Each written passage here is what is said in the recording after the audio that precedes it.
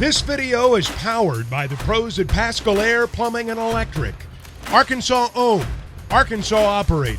GoPascal.com. Time to talk with Grant Hall here on Halftime. Grant, happy Wednesday. It is Wednesday, right? All day long. I think so. That's what Maddie would tell me. All day long. Yeah, happy Wednesday. What's going on? Well, at the moment, Arkansas's golf team is in second place in the qualification phase of the NCAA championships. You know, they got to get through this regional in Greer, South Carolina. They did great the first 2 days. They slipped just a little bit today. Georgia Tech is leading. The last time I looked, 46 under par. Arkansas 40 under. A&M 39 and New Mexico 39 and North Carolina 38. So they still look great. There's a 15-shot clearance between them and sixth place. And I say that because you got to just make the top five. That's all that really matters, you know. And they've played better the first 2 days at least than they have all year, which is this team's had that potential. They haven't really meshed this way. They're doing it now at the right time. Can you help me with the makeup of the golf regional? Is this because each championship is a little bit different than the others in the way that it's constructed? How do you follow the regional? Is the golf national championship round after that? And it does seem that Arkansas is they're an underdog in this Salem regional. So coming through that would be a bit of a surprise, wouldn't it? Yeah, they just need, as I said, to make that top five, and then they go to Greyhawk out in Arizona. Interestingly, my son and I played that golf course in December, and it's beautiful out there, and it looks like they're going to make that. So you just got to get there and then go from there. It's all the stuff you do through the year. You get positioned. I think you have 13 or 14 teams, something like that, in each of these regionals, and you got to make the top five. So they've played well as a team. All five guys shot under par yesterday, which is, they're doing some unprecedented things in terms of their score. So that's good to see. They should be doing that. They've got guys, Oliveira, De Fernandez de Oliveira went to the Masters this year. Perico's a 5-year guy. He played well yesterday. And, the guys with some good credentials. So they should be doing this. Grant, where are they as far as how many more sections do they have to go for the national title? Well, this is it. They just have to finish today. This is the third of 3 days, in qualifying. And the last time, I think they were on holes 10 through 14. So barring a major collapse over the last few holes, they should be fine to get to the national tournament. Gotcha. Baseball, Grant. I know Dave Van Horn talks in a little more than an hour.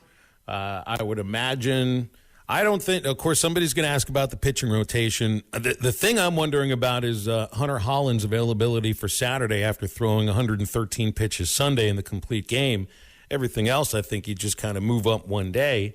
But outside of that, it sounds like Wagner's returning. I do wonder about Peyton Stovall's availability.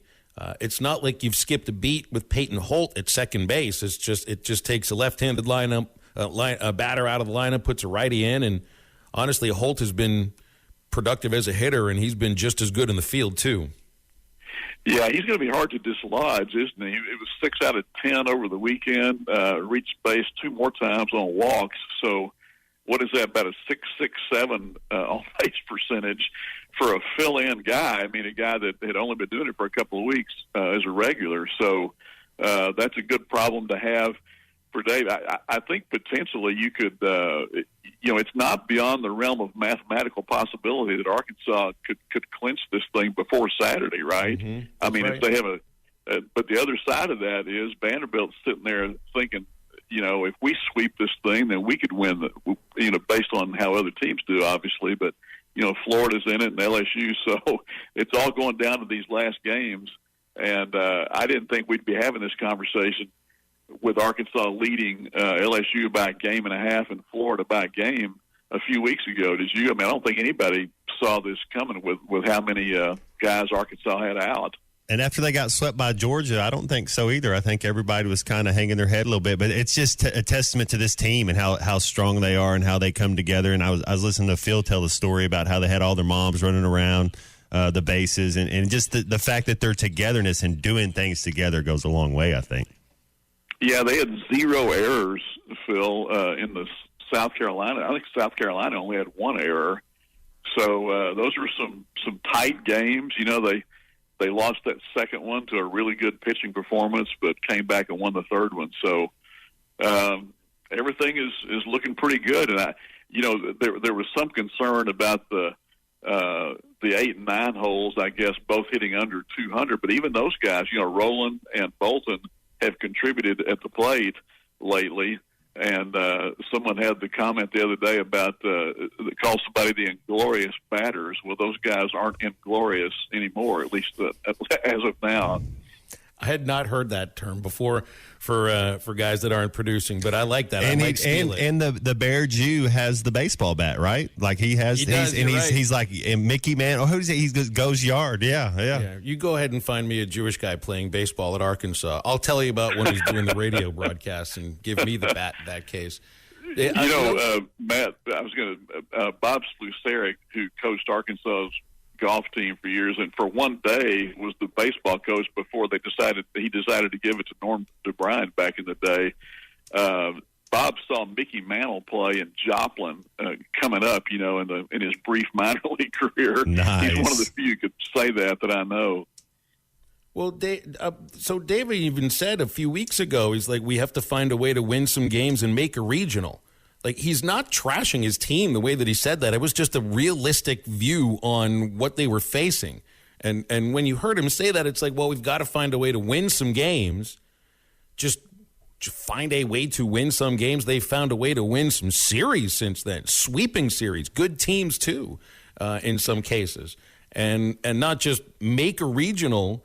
I mean, you hear a coach say we got to find a way to make a regional, you're thinking, well, he thinks maybe we're going to end up going on the road. No, they're going to be playing at home. I mean, nobody could have imagined, because I think the team, they didn't think about, well, what's ahead. Sometimes I don't believe it when coaches say that this is our mindset, it's one game at a time and all that kind of. I believe that about this team. I really do. They played that way. Well, and as Bob Holt chronicles today, that they're 30-4 at home this year. That's been a thing that I don't know about you, Phil, but it's been a long time since I've heard quite the excitement building in the fans over the weekend, especially when Holland went out there for that last inning.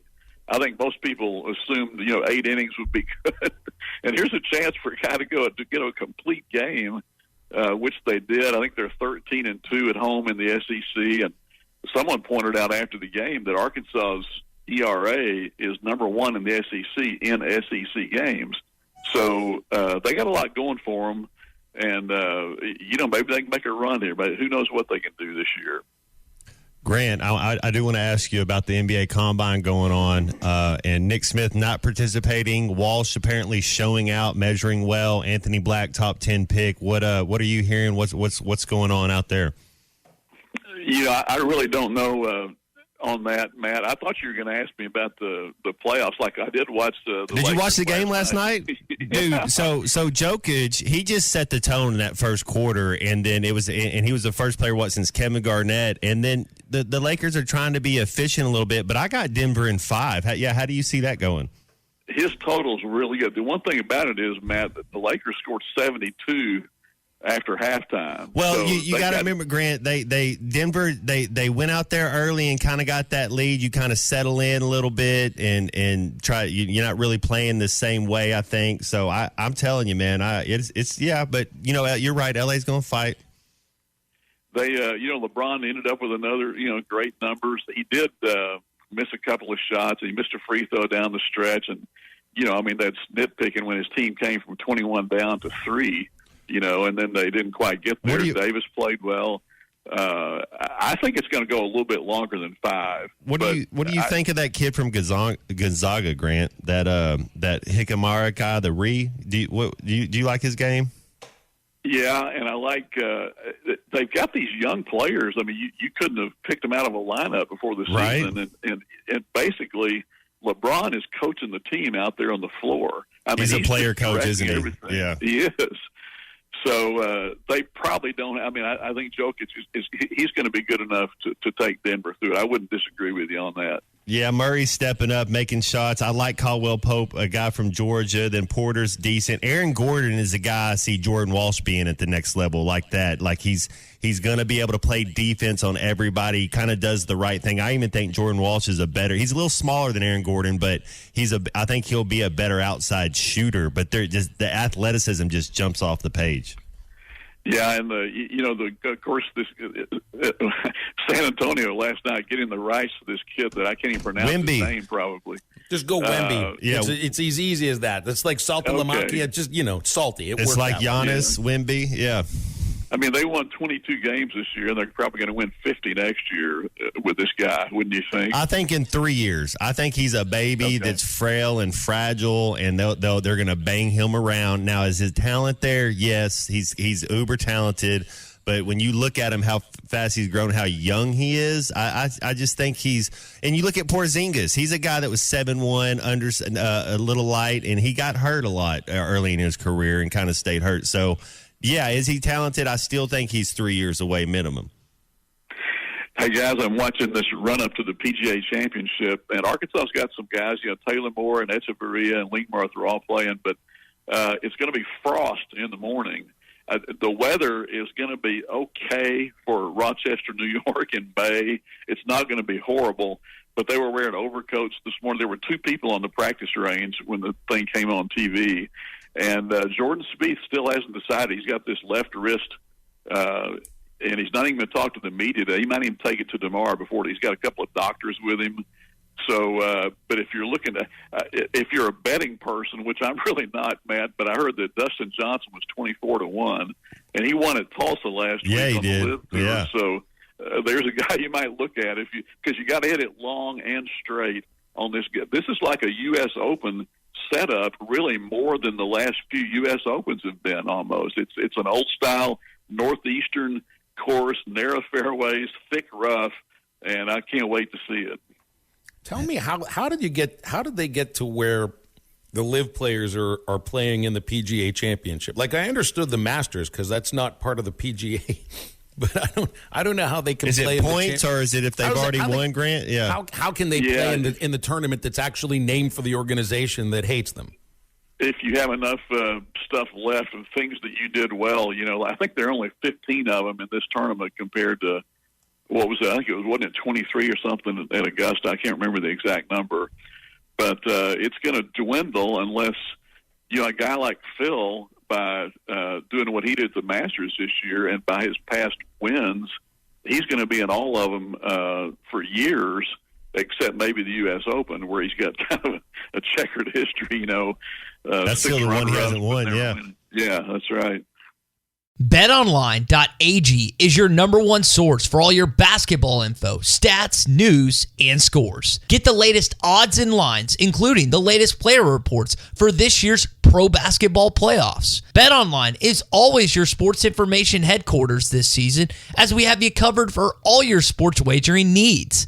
Basketball, MLB, NHL hockey, right down to UFC and boxing. BetOnline is the fastest and easiest way for you to get your betting info, including live betting options and your favorite casino and card games you can play right from your home. Head to the website today or use your mobile device to get in on the action. Be sure to use our promo code BELIEVE to receive your 50% welcome bonus on your first deposit. That's BLEAV. BLEAV. Bet online, where the game starts.